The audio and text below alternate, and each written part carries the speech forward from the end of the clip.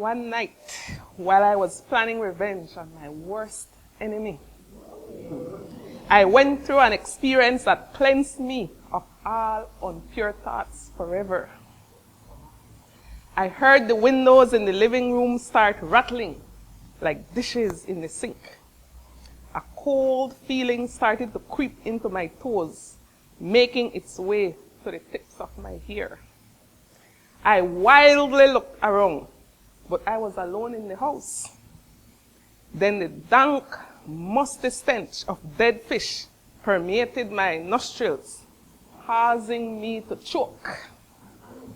I sensed an evil, threatening presence behind me, and slowly, ever so slowly, I turned around, eyes as wide as saucers.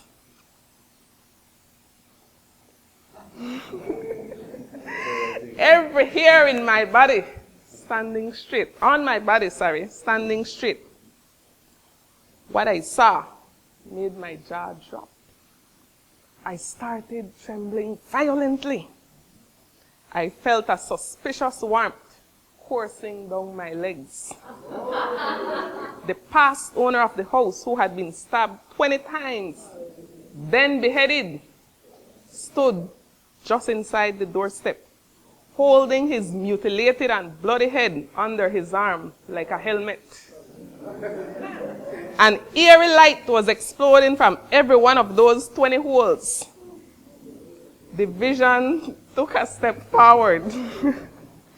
I felt blissful darkness starting to envelop me, welcoming me into its warmth.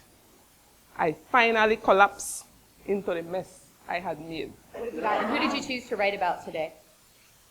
I did El Tata Duende. Okay. Alush. Here you go. I'm gonna go here. Okay. So I have to do all the actions?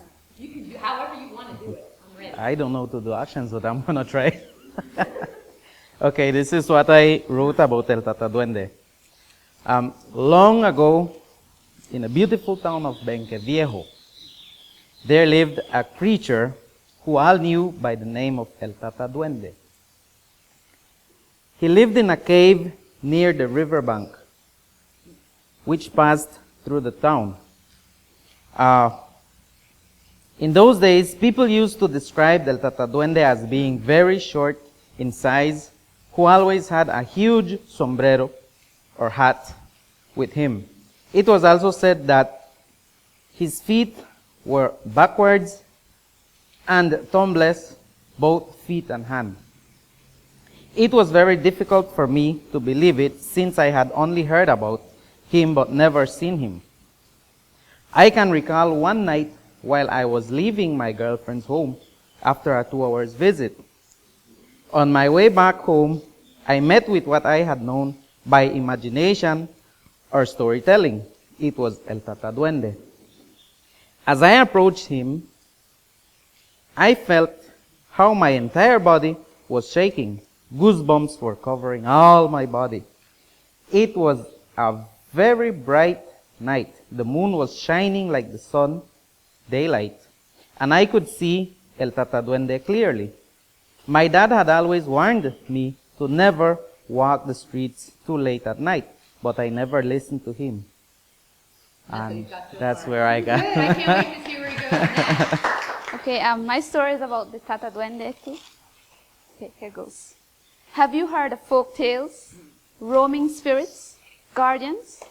Well, in the village of San Antonio, there lie stories of a great legend. A tiny rustic man with a huge pointy hat and his feet backwards. He was said to be the guardian of the forest and a trickster with those who harm his home. I was a stubborn child and could never reach to believe those stories. Until one late evening, I learned a lesson to always listen to my mother. I had walked 1 mile over to the next village to visit a close friend. My mom had told me to come back before the sun went to sleep. Unfortunately, I got carried away with the fun I was having, and it was almost nighttime. Immediately, I knew I had to bolt home. I was alone in the dreadful pitch black night. and silence roamed around the tiny pathway I crept through. For a minute, I thought I heard footsteps behind me, and at another moment, whistling. I am going insane, I whispered. But in the distance, I saw someone's feet, tiny feet, dangling from a branch. Beside him lay a hat, so large and pointed, almost dangerous. My heart skipped a beat. Was it whom I thought it to be? It couldn't be. He must have seen the fear right in my eyes and smiled at me tauntingly. I froze, and he waved at me. I remembered what my mom told me. I hid my thumb. I swallowed my fright and waved back at him, each hand with 4 fingers. He observed me, and I gazed at him. I felt lost. Abruptly, what broke the silence was Anna. Someone called my name, and it was my mom. Now is my chance, I said. I ran and dashed towards the voices. Through the bushes, vines, and thorns, I felt no pain. I saw a glimpse of him trying to get a hold of me. Luckily, I was able to reach the warm embrace of my mother. The last thing I heard was disappearing laughter, mocking me. Wow. Oh my goodness. Wow, see what you have in you? It's amazing. The creativity in Belize runs deep. It runs really deep. I do this workshop all over the world, and I really want to tell you honestly, the creativity here flows. It just pours out of you, and the stories are incredible. That was fantastic. That was the first draft.